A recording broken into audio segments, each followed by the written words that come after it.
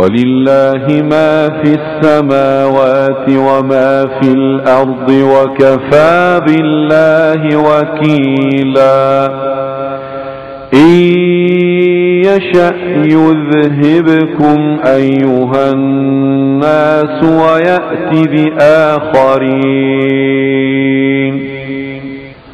وكان الله على ذلك قديرا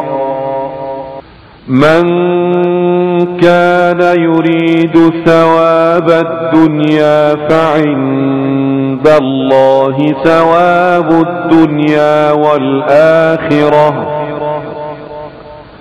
وكان الله سميعا بصيرا يا أيها الذين آمنوا كونوا قوامين بالقسط شهداء لله ولو على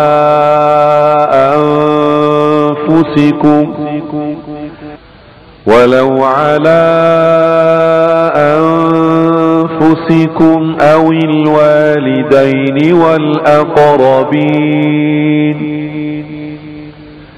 إن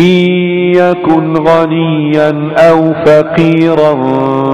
فالله أولى بهما فلا تتبعوا الهوى أن تعدلوا وإن تلووا أو تعرضوا فإن الله كان بما تعملون خبيرا يا أيها الذين آمنوا بالله ورسوله والكتاب الذي نزل على رسوله والكتاب الذي أنزل من قبل ومن يكفر بالله وملائكته وكتبه ورسله واليوم الآخر فقد ضل ضلالا بعيدا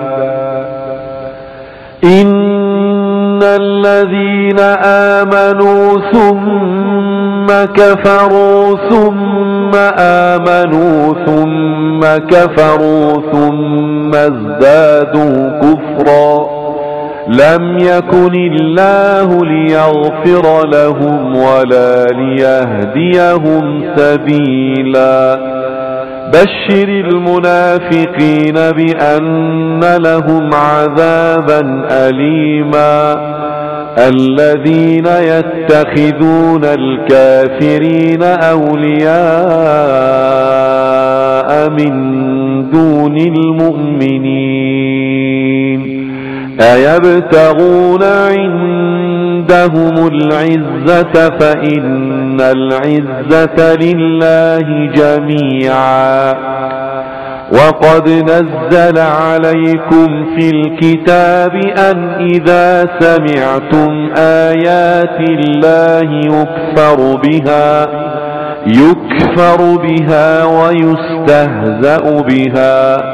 فلا تقعدوا معهم حتى يخوضوا في حديث غيره إنكم إذا مثلهم إن الله جامع المنافقين والكافرين